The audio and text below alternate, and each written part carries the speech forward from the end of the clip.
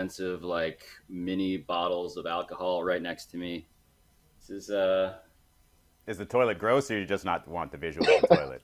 yeah, I just feel like Because it's. I mean, at this point, honestly, my brand is mostly toilets, so I don't know what I'm fighting. But yeah, it's back there. That's a sliding giant door. Oh, hello. Welcome to my hotel room and also Debatable, a live fake television show where we debate nothing. That is Israel Gutierrez. That is Charles McDonald. Um, you know, what's up? I feel better week. fan of barn doors. You like the barn doors? I got barn doors in my house. I definitely have better weeks than I've had this week, but we move on. As the great philosopher Aubrey Graham said, checks bounce, we bounce back. So I'm going to bounce back. What do you guys think this costs off of the hotel bar menu here? I don't know, but bring it back to New York. Let's bust it open. I feel like this It's got to be 80 bucks. I was going to say, What do this you got, bottle Charles? of mezcal is like... Is this the whole show? We just go through the liquor cabinet at the hotel that you're in? There's nothing interesting to talk about. We should just No, do that. this is yeah, $59, so a steal. Oh, wow. Bring up the next I one. would take that right now. Let's take inventory here. Whistle Okay. pig? Oh, the other one was 50. Is this more or less? I'm going to go 70, a little I'm higher. gonna go 70. 70 on that. 65. Also $59. I'm sensing a theme in terms of Wow. the pricing structure of this. Yeah, there's a lot. I got some Tito's. I got some Pinot on this $13. Now, side. Tito's is something that I'm more familiar with. I like Yeah. Tito's. Are you at the Ritz? Because I was at the JW yesterday, and they didn't have all this. Oh yeah, this is a bad place to get locked up for a while. $14. Pablo big timed me yesterday. Didn't even come to say hello when we were in the same building in Los Angeles yesterday. Pablo Amina, no time for me. A building I refuse wow. to call by its name, the Crypto.com Arena for It's Lakers still the Sixers. same. It's not. Still I would is never say that. disgusting, Alabaster, utterly disgusting. But where are we actually starting today's show beyond playing The Price Is Right with the mini bar in front of me? We're going to start with the most self-aggrandizing, fake tough, not intimidating number one seed in the NBA. Oh, the Sixers. The Miami number one Heat. seed, sorry. And our question is, Oh, how boy. worried should the terrifying number one seed Heat be after Jimmy Butler's dust-up with Spo and Udonis Haslem last night? And we have video, so let's take a look. Yeah, let's just get to it. So this is the sideline of the Heat Warriors game. And the Heat Warriors game is notable because none of the Warriors' good players were playing. No Steph, no Clay, Hey, no Jordan Draymond. Poole. But there's Eric Spoelstra, coach of the Miami Heat, you know, the guy who coaches the team, the adult, throwing his clipboard at the direction of Jimmy Butler as he's being held back, kind of, by like 4 dudes on the team. And then there goes Spoelstra, yep. Continuing to explain, Udonis Haslem is in there somewhere. PJ Tucker's contemplating why he left Milwaukee at this point, I think. Bam Adebayo is like, hey, there's Kyle Lowry calling for a timeout or a technical, both of which would be appropriate, I think, in that moment, as Eric Spoelstra is just gesticulating in a way that is I think many crazy. coaches have gesticulated. Well, I actually This think is if he would have going called a on second consecutive so timeout, well. he would have gotten a technical foul. So that was perfect hand gestures there from Kyle Lowry. I don't know why we're talking about this. I'm a Dolphins fan. Why I'm a are Panthers fan. Wow. You're confused No, why we're no. talking about this. Interesting. I mean, Alabaster, give us the context for the exact point at which this happened, because it happened, perhaps not coincidentally, when yes, they had just given up a 19-0 run in the 19 to third. nothing. And then we're forced to call a timeout. And yes, Spo and Jimmy are exchanging words. And Udonis Haslem, Charles, was there. And Udonis Haslem is like a student in the way that Van Wilder is a student. He's just around all the time. Yeah. And he is there to enforce culture. And he can be seen saying in the video, quote, "I'll beat your ass," to Jimmy Butler, like repeatedly, before they had to be separated. And so, Izzy, Charles. No, I want to hear from Charles first because Yeah. there's this whole image of the Miami Heat. So I want to hear sort of a neutral party here from Charles. Okay, well, I got 2 things. First of all, I'll say this as someone who does not watch the Miami Heat. I don't get the Udonis Haslem thing. Like, I don't understand it. Why is this 40-year-old man still on the bench threatening to beat people up? Don't get it. Makes no sense to me. 2, what did Jimmy say that got Spo so mad? Because like if you threw a clipboard at somebody and you are like visibly having to be restrained from somebody much bigger than you and much stronger than you, I'm sure that Jimmy, or I'm not sure, but I would guess that Jimmy said something pretty foul that got Spo that riled up, and I would just like to know what he said because depending on what he said, that reaction might have been justifiable. Well, if you look at there's another angle from a fan, and great job, camera work from this fan. There's another angle from a fan and there, you could see Spo mouthing to Jimmy while they were sitting before things got super heated, where he said, "You want me to fight you?" Like, and so it seemed like Jimmy was just being ridiculously aggressive. And then my favorite image of this whole thing was, and this is sort of your answer for Udonis Haslem, right? If you look at that one image where it's Spo sitting down, and it's Udonis as the ultimate hype man, right beside him, just fighting, saying, "I'll beat your whatever," yada, yada, yada. And Spo's just sitting there with his arms up like, "Yep, that's my guy. That's my protection. You're going to have to go through him first." And so that's what Udonis is. Yes. Udonis is, like, I would be, and I'm sure he is, terribly ashamed of himself after watching this on video. But he'll come back the next day and be like, "Hey, that's what I'm here for. If I'm going to be the one that's going to embarrass myself, who's going to get loud, who's going to make everybody realize it's not as serious as you think it is, then yeah, that's fine. Put that on me." That's what Udonis is. He's just like this, I don't know, he's kind of like a Miami Heat culture ombudsman. Does that make sense? Izzy, what he is really is he is now clearly, to answer Charles's question, he is Eric Spoelstra's like Key and Peele Obama translator. Like, he is the guy who was allowed and encouraged to say everything Eric Spoelstra cannot diplomatically say. And the part of this story, right, about Heat culture, because this is what it comes down to, right? It is like, well, where does Jimmy Butler fit into Heat culture? I thought he was the embodiment of Heat culture. Is he now an opponent of Heat culture? Is Heat culture kind of what a bad parent calls, like, the art that their child is making? Like, oh, he's just doing art. He's an artist. No, you actually are just dysfunctional and like bad at like homework. But no, that's he's not an what artist. Sports culture it's kind is. of like, I feel like the Heat are kind of like a football team in a way where, look, something like this happened and you move on. Like, maybe this isn't the end of the world. Maybe it's not an opposition to Heat culture. Maybe Heat culture allows things like this to happen. And you move on and you hug it out tomorrow. Because when I see the Heat play and when I watch how they go about business and I watch about how they describe themselves, it reminds me of like some rugged renegade football team. Yeah. And I think that this is something that they might be able to survive just because they're built a little bit differently than other teams. Well, you can't spell hater without heat. So let's go to the ultimate Heat hater here and see what he has to say. I would just like to remind everyone of something else that we moved on from way too quickly, and that is that Bryn Forbes outscored Jimmy Butler in the first round of the playoffs last year when they got swept by the Bucks. Okay. We can move on. Okay, we're not moving on. We're not moving on. We're not moving on from anything because I got a lot to say about this. Let's stay right there. Izzy. I think on the Jimmy Butler thing though, it is worth pointing out that like as the Heat have now lost, right, to the Warriors without any of their good players and the Sixers without Harden and Embiid, who are resting / doing things that NBA players do in Miami that cause them to not play in NBA games, right? Jimmy Butler is shooting 20.2% from three. And he made his first 2 threes last night. Yeah. You know what he made? He made his first 2 threes. That did not help him rise above dead last on that list of like 240 players who qualify for 3-point percentage in terms of ranking. Because he is, I believe, dead last in that. Which is, I think, frustrating when he's also yelling at you. And to answer the other question that was asked, what did Eric Spoelstra say? Probably saying to Eric Spoelstra, "I want to fight you."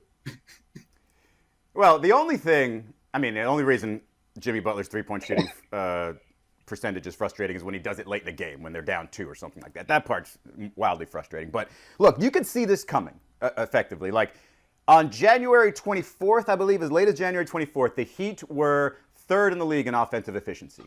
And that was with a lineup that was all over the place. Jimmy was in and out. Bam was, gone for about 6 to 8 weeks, and a bunch of guys, Kyle Lowry out for personal reasons, and yet they still made that work, and they did it with great defense, but they had a strong offense. Ever since they've been getting guys back, the offense has been going in the wrong direction.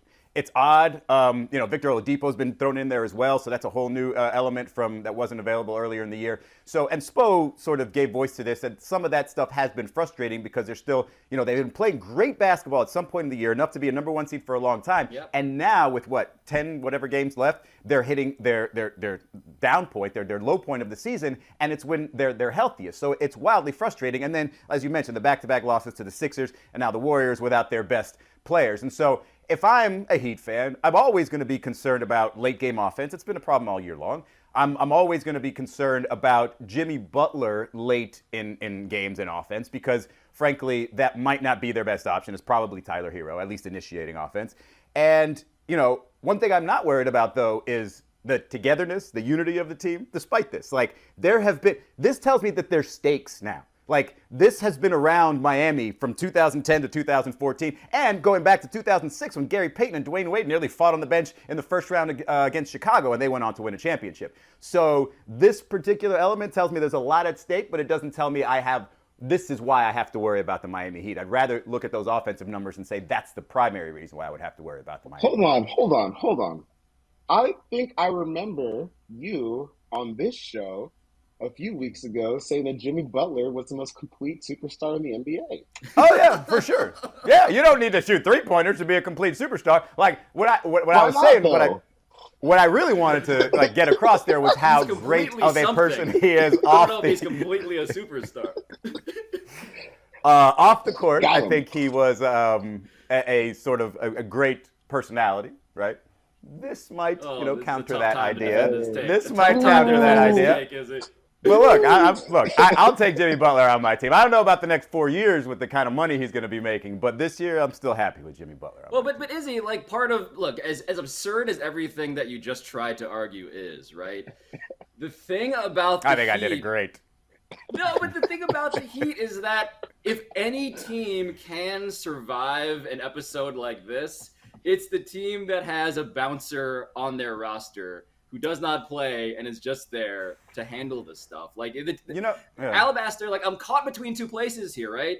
On the one hand, this is hilariously embarrassing for everyone, right? Your best player, allegedly, who really isn't your best player realistically, is yelling at a coach for the, 100th consecutive team that he's been on at this point. He's their best player. We'll get back to that. He's their best player. Alabaster, Jimmy Butler, to me, he's probably their best player, right? Who's their best player then, Pablo? It can't be Tyler Hero yet. He's attacked on defense. He can't be him yet. It can't be Bam yet because Bam can't take offensive initiative throughout a course of a game.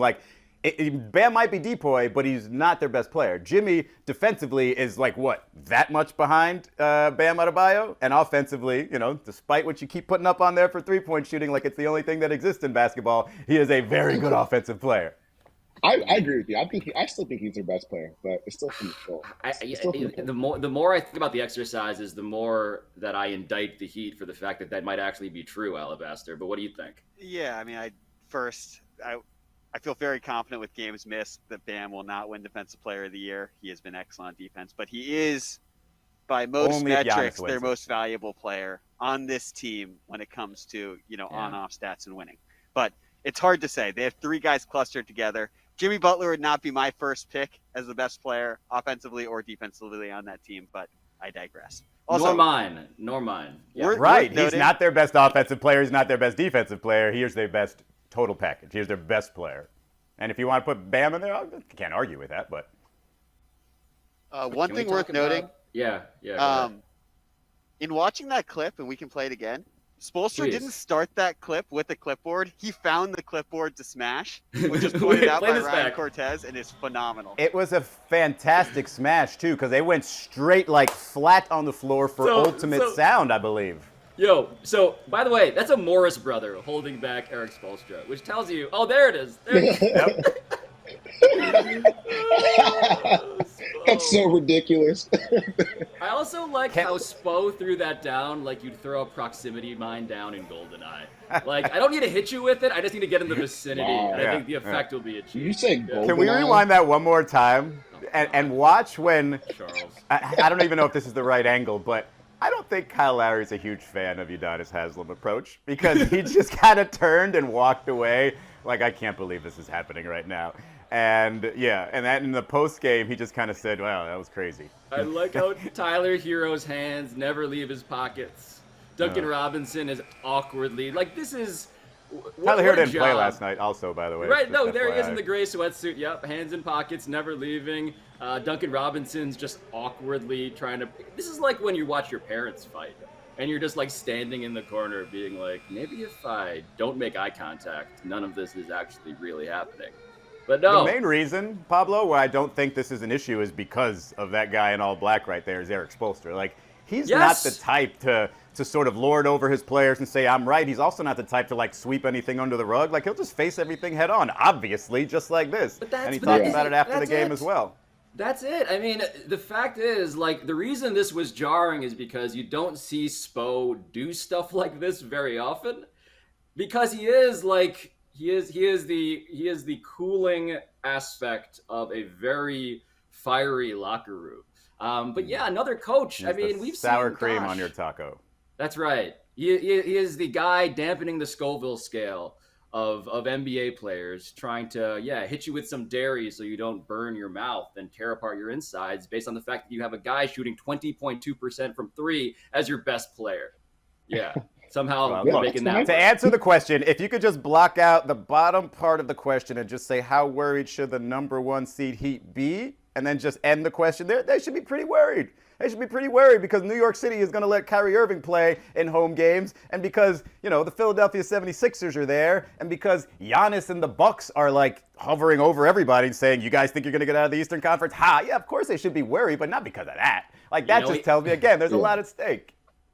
I just can't wait for us to get that ESPN news alert that tells us that Jimmy Butler is sitting for a one-on-one sit-down interview with Malika Andrews after a practice. And it's just going to be like, oh boy, yes, finally, we've reached this part of the news cycle. Especially when I'm like 30 minutes from there. I would like to rewind and note that Pablo said a proximity mine from GoldenEye. You act like you'd never heard of this gang before, I have, which is already offensive. No, I have heard of it, but the youthful being that I am, I thought you were going to say Call of Duty. Because, you put out a Proximine in Call of Duty and someone steps on you, blow it up, But, it's okay. You took it back to what you don't know the pleasures of playing GoldenEye as Odd Job and then kneeling in a poorly rendered bathroom stall, throwing proximity mines at people.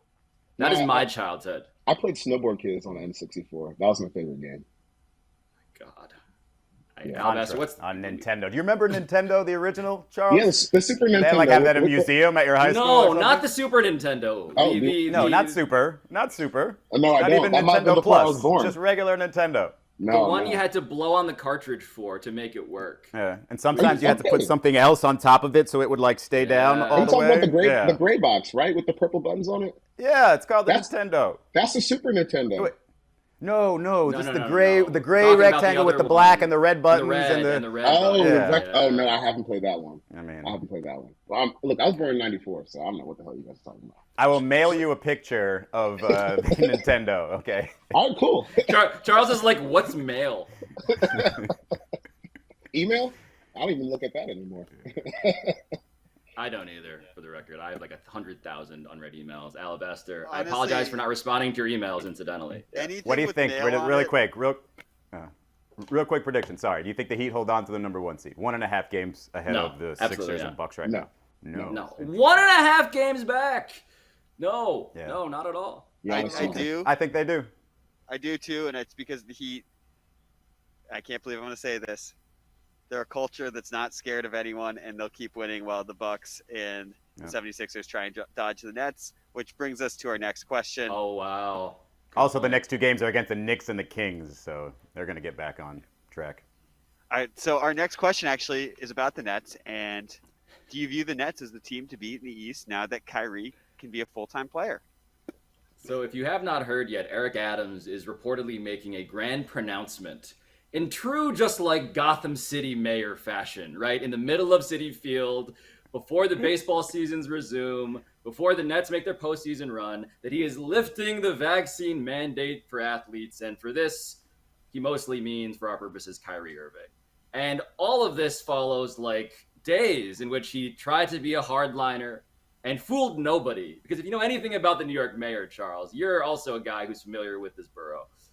He's a guy who loves being on camera. Oh yeah, Like yeah. this dude is out here literally at the club under the guise of the city needs to see their mayor. And not And not you're only telling that, me, yeah. not only that, but he's a cop. Cops don't care about vaccines. Like, But here's the twist on the story though, is that now we get a letter from the police union saying, "Hold on, you guys had all of these cops step away from work because they did not want to take the vaccine, allegedly, and they are now mad." Lots of other workers for the city of New York are mad that there is now this carve out for the athletes. And of course, we can talk about like how all of this was farcical as soon as like Kyrie Irving could sit sideline, courtside rather, at a Nets game, no doubt. What's funny and frustrating to me, Izzy, though, is just sort of like, can we just stop pretending like the reason why the numbers in New York City are better, trending upward, in the good way? Can we stop pretending that that had anything to do with anything Kyrie Irving did? It happened in spite of him. That's what actually I'd still, maybe somebody can pitch this better than Kyrie has pitched it for himself, but I'm just trying to figure out exactly what he stands for, exactly what this whole Kyrie wins what? Like, what was his big, like, if you're going to explain to me, hey, Kyrie's stance is this, other than, you know, personal freedoms or whatever, what is it? I think the only thing he ever said his stance was he was standing up for people who don't want to have to like go to work underneath vaccine mandates, which is he's all for humanity. He's all for the people, and yet this is supposed to be saving people, literally. But it's ironic specifically because he now gets this special exemption from Eric Adams, in which he, an athlete, does not have to abide by the rules that everyone else did. If anything, he has contradicted the reporting in that Rolling Stone article, which made clear, as Charles said, that he was here to stand up for the voiceless, the people who could not do this. But instead, he's going to be out here not beholden to those rules. And it seems like he's cool with that, which raises follow-up questions, Izzy, to your larger point of like, so what's actually going on here? But I think the other aspect here too, right, in terms of like, how is this a win for Kyrie? Like, okay, even if he gets to come back at the back end here and basically take off, you know, most of the season and not work, what he has come back to is a team that, as much as it sucks for like the Bucks or the Sixers or the Heat to now play the Nets coming out of the play-in round, the fact is they got to go through the play-in round right now and also beat a way better team than they would have if he had just played the whole season, right? Yeah. Like, none of this feels like a strategy. None of this feels like he game theoried out like how this actually might work. No. And the best thing, I think, for Kyrie was basically coming out is that whole idea. I think, was it KD or did Kyrie say it? But one of them basically saying, hey, they've got a window. It's not this year or bust. And if they don't, you know, succeed this year, then you can make some adjustments. And hopefully Steve Nash is a good enough coach and you win it in the next year or two and maybe win multiples. But it's hard for me to say, okay, they're just going to shake everything off, and all of a sudden these two, you know, offensive superstars are going to carry them, because saw it last night. They scored 76 together last night. Couldn't beat Memphis. Gave up 132 points, and that without Ja right. Morant. Right. And I think the idea being that, like, hey, this team can turn it on. No, we haven't seen it yet. We've seen it for like a portion of a playoffs where KD was just on fire. And if we do see it again, if we see him in the play-in, you know, win that first game, if we see him beat the 76ers or the Bucks in the first round. Like, think about that ask right there. Let's just say it's not the Sixers, it's the Bucks, the defending champs you get in the first round. Like, I don't get, like, I'm not picking that team. I'm not picking the Nets against the Bucks in that first round. Yeah, I kind of thought the question was interesting coming off of what happened last night, because this was the road squad. This is the squad that they're going to have the rest of the way, and they couldn't beat a Ja Morant-less Grizzlies team. So, you know, obviously, I think that maybe the more reps they get together and just are able to string cohesive outings, just when they don't have to deal with Kyrie sitting and starting all the time, maybe that can get them to play a little bit better basketball. But right now, we just saw them at what's supposed to be what we think is their best moving forward, unless they get Ben Simmons back, and it wasn't good enough to beat the Grizzlies team missing their best player. So I think that's kind of a funny question. Should they be, you know, feared to come out the East or something like that? No, not right now, because I think there's a lot of teams that are playing better basketball on the whole. I mean, it's worth pointing out, though, right, that Kyrie Irving individually is playing like as well as he has played offensively.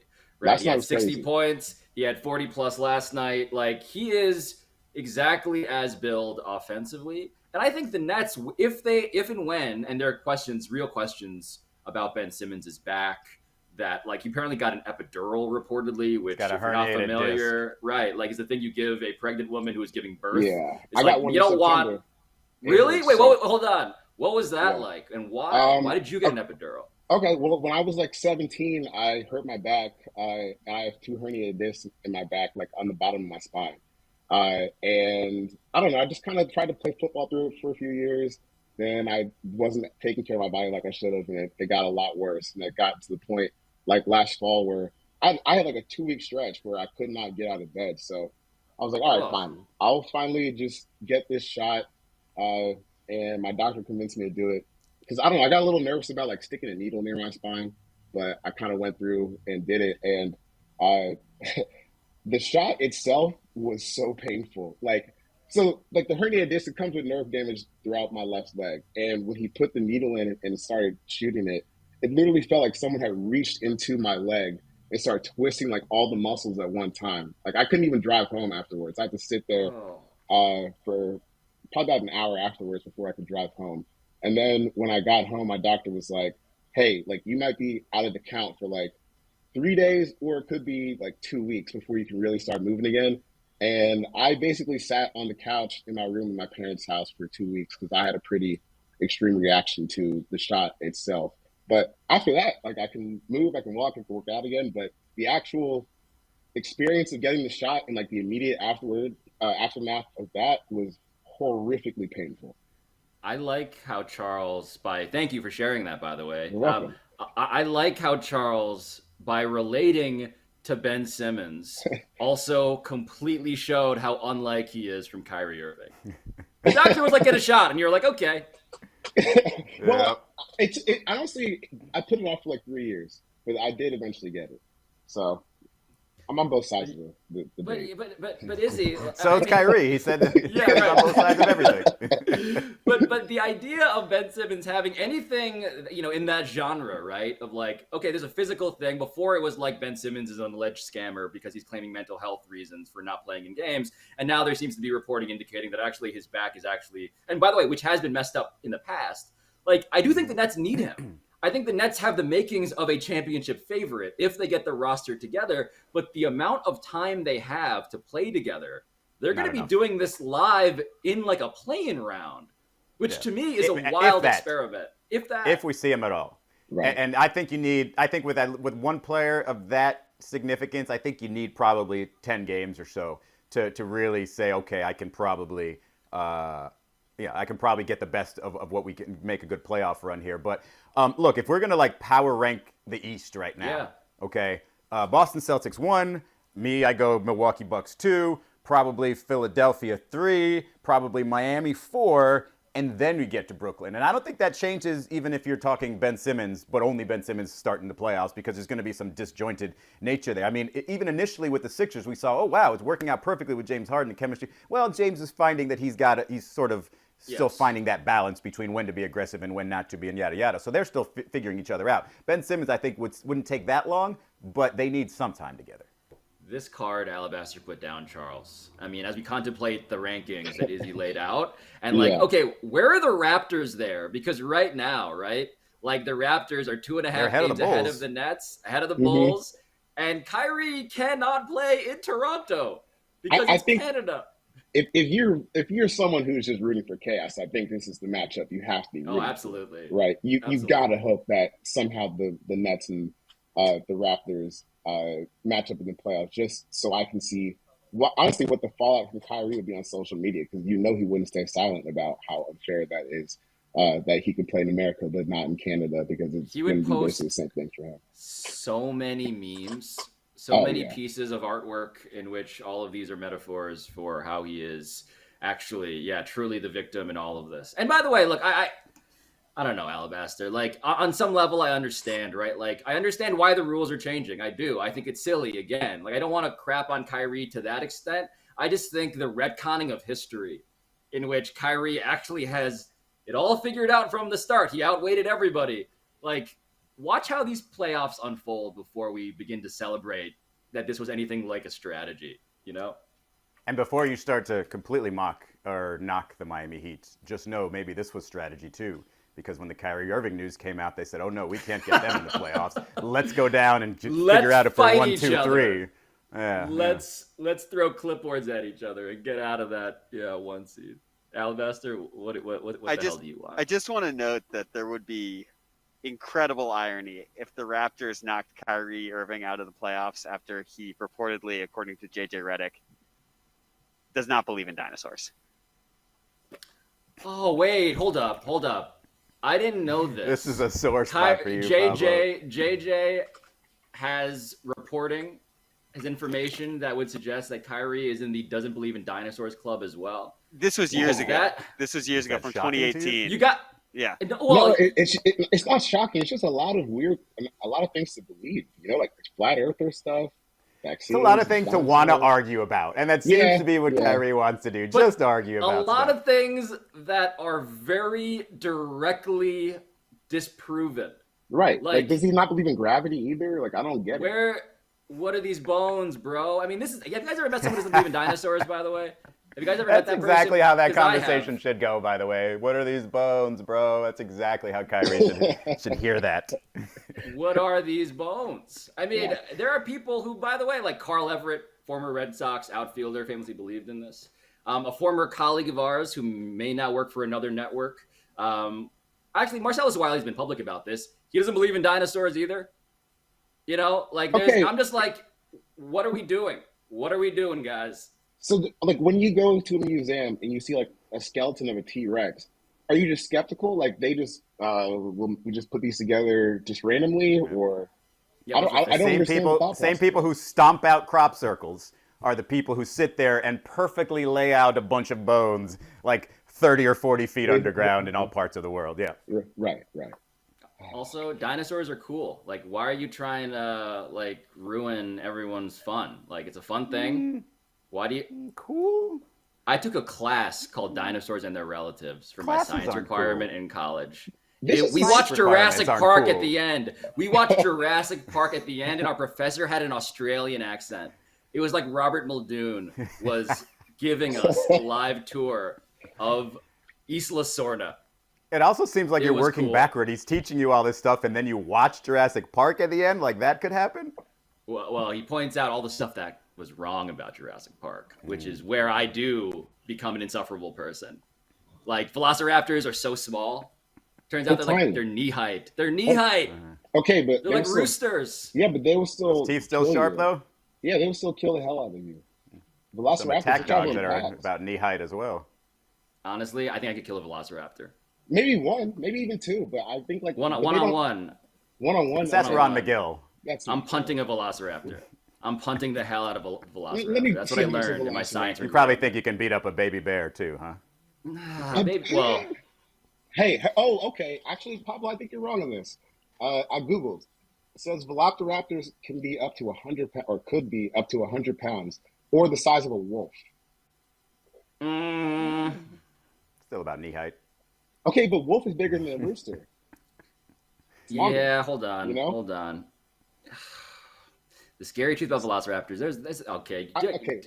This is going to become an insufferable show not cool. in which I argue with Charles McDonald about how tall a velociraptor is. Okay, you want to know? I feel like every time I'm on with you guys, I reveal more about myself from my youth. And when I was a child, the first job that I ever wanted to have, I wanted to be a paleontologist, and I used to be obsessed. I used to be obsessed with dinosaurs. So every once in a while, it comes back to me, and I know for a fact you could not take on a velociraptor. Turkey. I'm seeing turkey-sized. That they're turkey-sized. I mean, maybe there are some exceptional. Maybe there is like a shack of velociraptors. Do you have like talons on your fingers that I don't know about, or something like that? You know what I do have? I have this. Oh, okay. Like this. Yeah. The human brain. The greatest weapon that's ever been developed, Charles McDonald. Never forget the human brain. So, Charles, just quick question, because the only paleontologist I know is Ross Geller from Friends. Were you a Friends fan? No, never seen the episode. Charles he barely has any idea what broadcast linear television is. Does he know No. Friends? True. No. He said when I was a child, which was like last year. Okay. Yeah. We need to get the child squad on here. Harry Lyles, my guy. Need some youth. God. right, guys, Alabaster, before we go extinct ourselves, what's We're going to go on to the NCAA tournament, which is also happening and returning tonight. And our question is, which They're about number to one fire seed Fox. do you think is more vulnerable, Arizona or Gonzaga? Okay. So if you have watched only the first halves of Gonzaga games, the answer is Gonzaga, right? They struggled against Georgia State, a 16 seed. They trailed Memphis by 10 at the half. Yeah, these are not the hallmarks of a great team. Pablo, were you worried that you had picked the wrong 1-16 matchup when you saw that score? I texted the aforementioned young person, Harry Lyles, immediately, and I was like, I picked the wrong goddamn 16 seed. I was so mad. I would have been so mad if I had again missed out on the 16 over one. Twice. UMBC still sticking in my craw. But yes, they end up like winning those games going away in the end. On the other side, though, of this question, which is a hilarious construction, I will admit, like Arizona, man, got taken to overtime by TCU. Like, yes, the answer to me is clearly Arizona. Yeah. My hard-hitting analysis is going to be that Gonzaga still has the likely number one pick on their team. So I'm going to say that they have a better chance to make it farther than Arizona. And to be honest, I couldn't tell you a single player on Arizona's team. So which one's supposed to be number one on? Chet Holmgren. I thought Auburn's. Well, Chet Holmgren's a tall, lanky guy, Yeah, he's kind of like a dinosaur kind of character, actually. Yeah, Chet Holmgren's the reason why I just have a hard time believing they're going to win it, because I feel like a physical team will just eat him up. Yeah, but his arms are so long. He's like a pterodactyl, going back to Dinosaur. Yeah. Well, pterodactyl is a relative. Dinosaurs and their relative. The pterodactyl is a flying reptile, not technically a dinosaur, Charles. If you had ever continued your education in paleontology, you would have learned that. Nerd alert. Wow.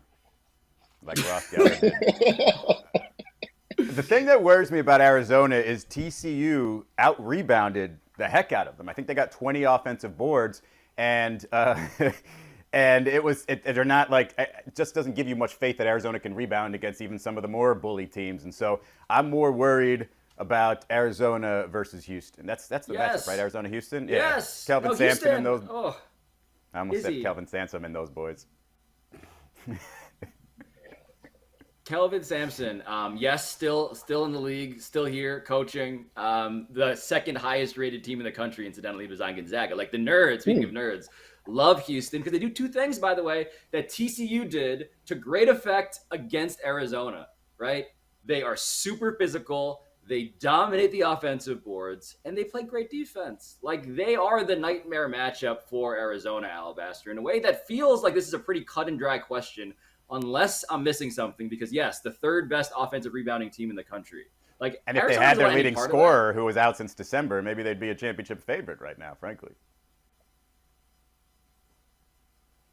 Maybe they would. Alabaster? I don't know. I didn't know there was a prompt to me. Okay. I mean, I guess what we're missing is that, Gonzaga's Ken Pom stats and other stats are obviously off the chart by playing in, the West Coast Conference and playing in the tournament where the pace is slower and the game is different.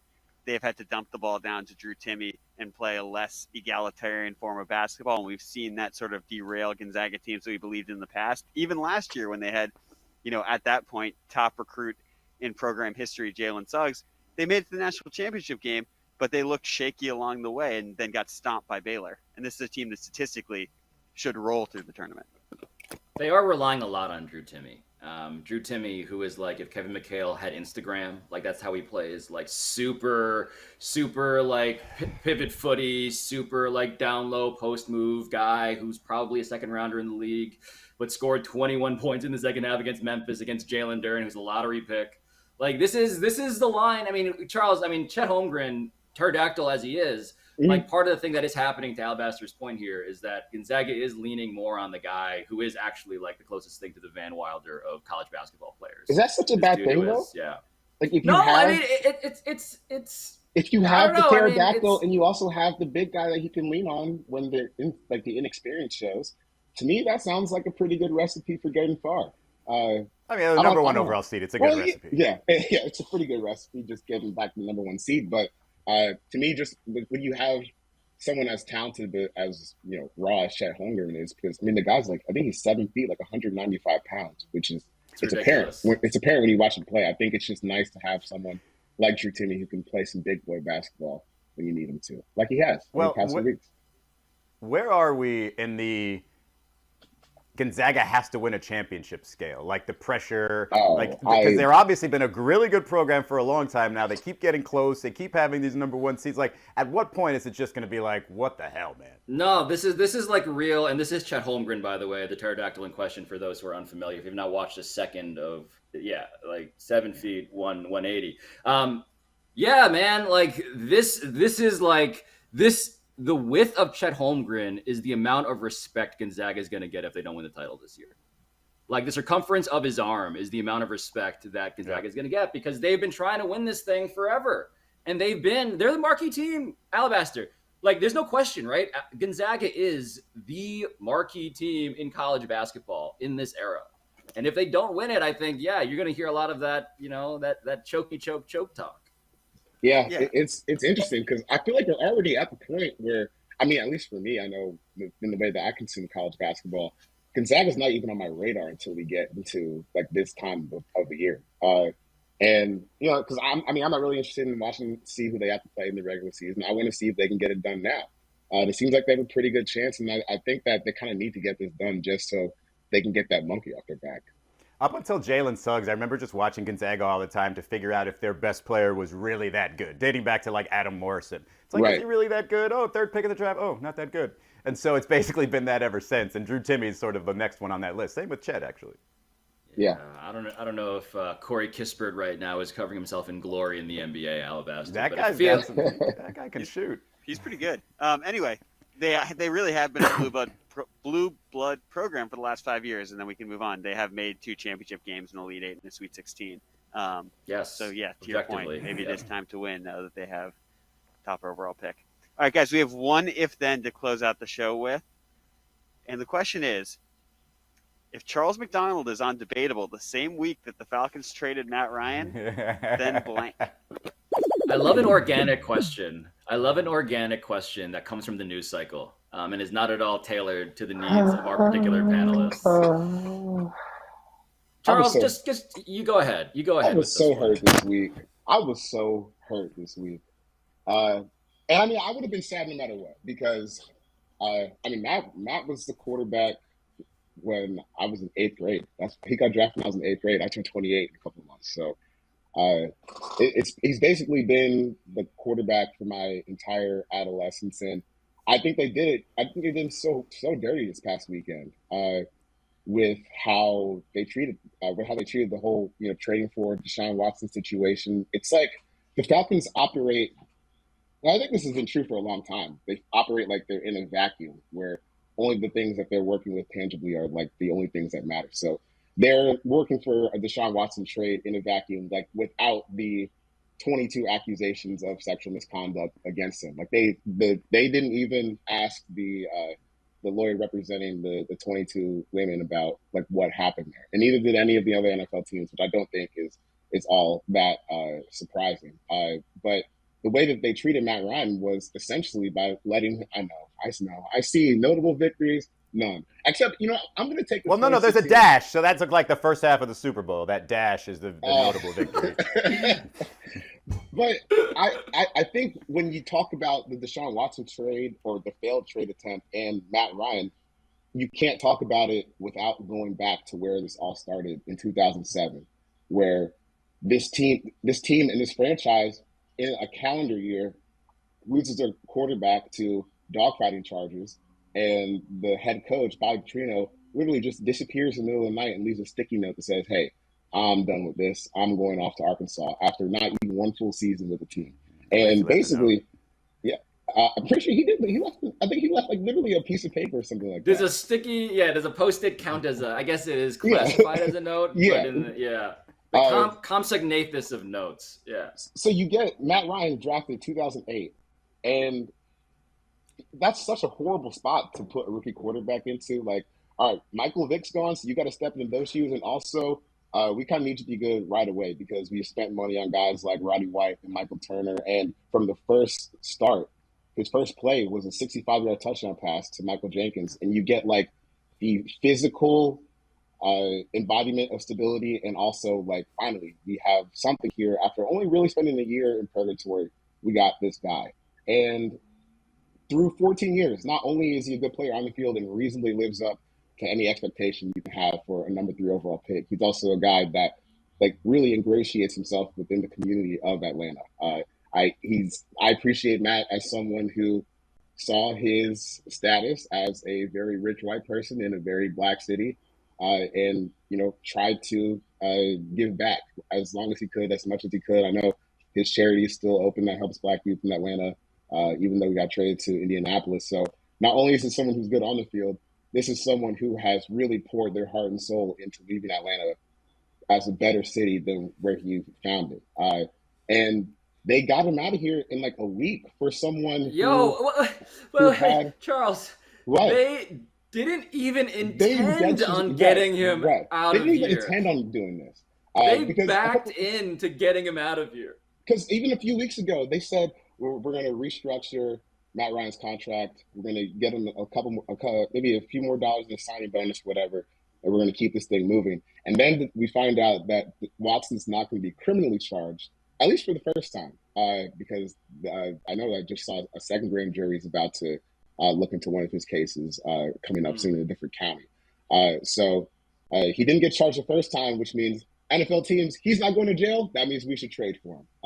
Because at least we can eat a suspension. We can't eat him going to jail. So Falcons get down to the wire, and then the Browns come in and say, hey, we got $250 million from you, and we'll set up the contract so you don't get messed up in the first year of that deal. And honestly, if you're Matt Ryan, what else can you say but piss off?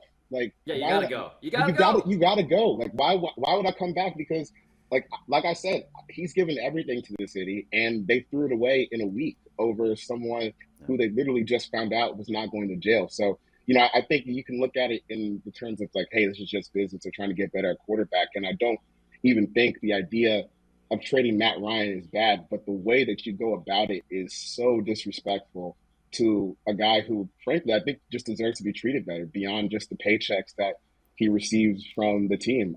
So I know that when you see him on the media tour that he's been on the past few days, and there's moments where he almost gets like choked up talking about Atlanta, because this is not how it was supposed to end. It wasn't supposed to end like this. He was supposed to end the greatest Falcon ever. He was supposed to end as, the quarterback of the team and retire there. But the Falcons, they forced their hand, and now they're right back where they were prior to Matt Ryan. At least you had him. At least you had that. At least you had 28-3. Because every time I think of Matt Ryan, all I think of is the Dolphins drafted Jake Long instead.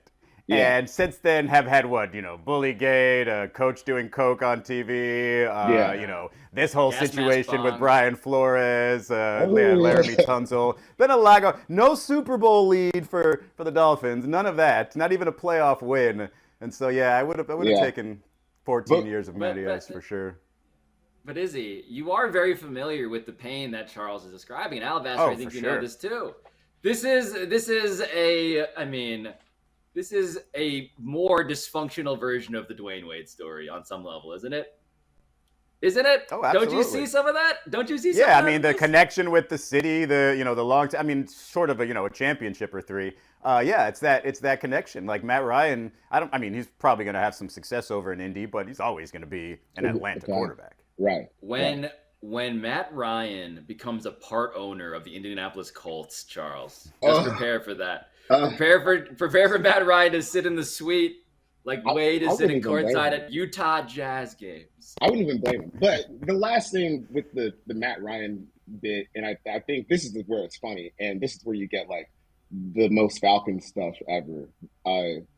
This time last year, we were looking at the Falcons as a team that has just hired Arthur Smith, who we think is a good play caller. Just what we think about this team a year ago.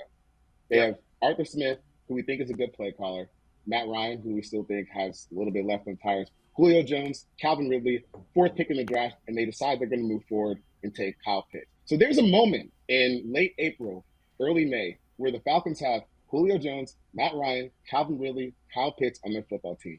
And Kyle Pitts right now is the only one standing. And not only is he the only one standing, but you got a second and a fourth for Julio. You got a third-round pick for Matt Ryan. Well, the and third right now, rounder is criminal. Oh, that hurt my feelings. That third-round pick hurt my feelings. And then for Ridley, you got nothing because he got suspended for a whole year. And I can guarantee you he has played his last snap as a Falcon, and they're going to trade him off for like some fifth-round pick next year. So you have all these guys, and the only one left is Kyle Pitts, and you didn't get anything of value worth back. It sucks. I hate them. No, but Charles, you're forgetting the good news, which is that at least you have Tom Brady in the division again. Oh, well, see, this is Tom why is Brady, so this is lucky. why Tom Brady comes back. Because Tom Brady was like, wait, I can play in the AFC East again for 3 Somehow more years? the worst division he's ever played in. Tom Brady's like, I got Marcus Mariota, Jameis James Winston, and Sam Darnold. That's all I got to do to get a home playoff game. It's horrible. Can we call ourselves ICP? What is that? No. Can we call ourselves ICP? This particular trio? ICP. Oh yeah, like a Festival of the Juggalos kind of vibe. Yeah. I mean, I did some ICP style things in college back in the day when I was studying about dinosaurs. Uh-huh.